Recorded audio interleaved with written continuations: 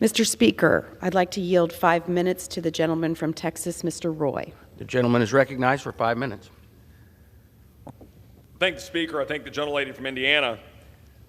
Let's just make sure the American people know the truth. Parents have the right to know what their children are being taught. Parents have the right to be heard.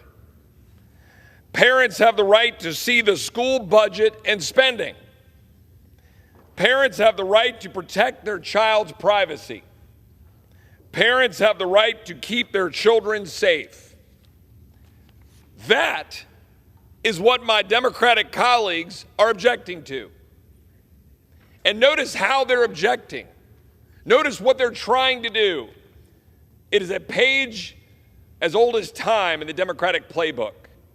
Fear-mongering, racial division, peddling the lies of hatred, saying that somehow the legislation that would empower parents and give parents the right to know what their child is being educated with, know what they're being told, that somehow that is going to lead to banning of books.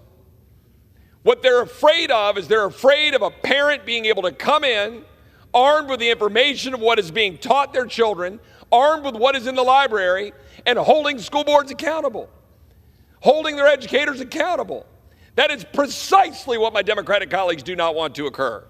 They are afraid of the sunshine going into the classrooms because they know that after COVID, the veil has been lifted on a corrupted education system that has for too long been indoctrinating our children with racial division and hatred. Parents are now awakened.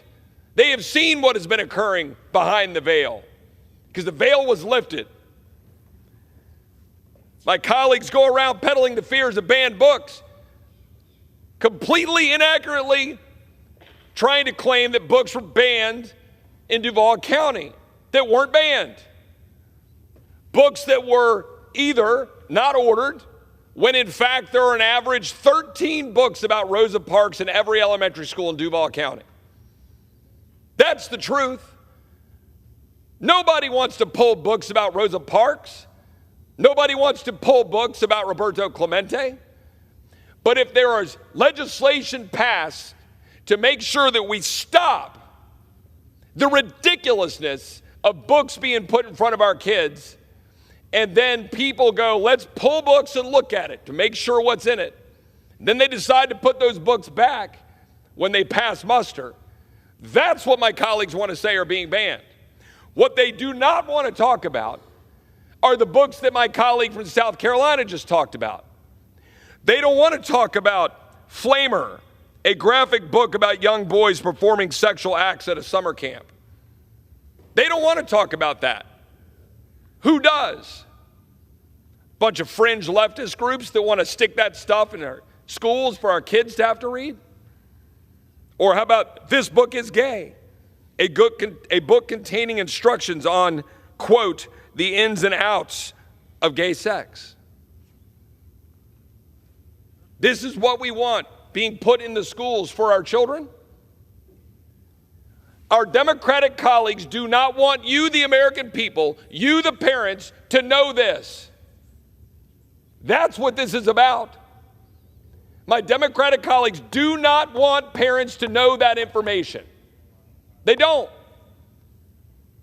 They have a bill in front of them that literally gives parents the rights to know that, and they are opposing it and opposing it with force. Now to my colleagues who say, well, this is sticking the federal government into the tent of local government. I say to them, well, welcome to the club of actually being concerned about federal government overreach. I agree. So I hope they will support my amendment then that would strike all the language and block grant the dollars to the states. But they don't want to do that, ladies and gentlemen, because they want to meddle. They just want to meddle the way they want to. They don't want to have a clean elimination of the Department of Education. I support my colleague Thomas Massey's bill to do that. My Democratic colleagues do not. My Democratic colleagues will not support a block grant to states because they want to meddle. They want to interfere. They just don't want parents to know the truth. And that is the dirty little secret. And with that,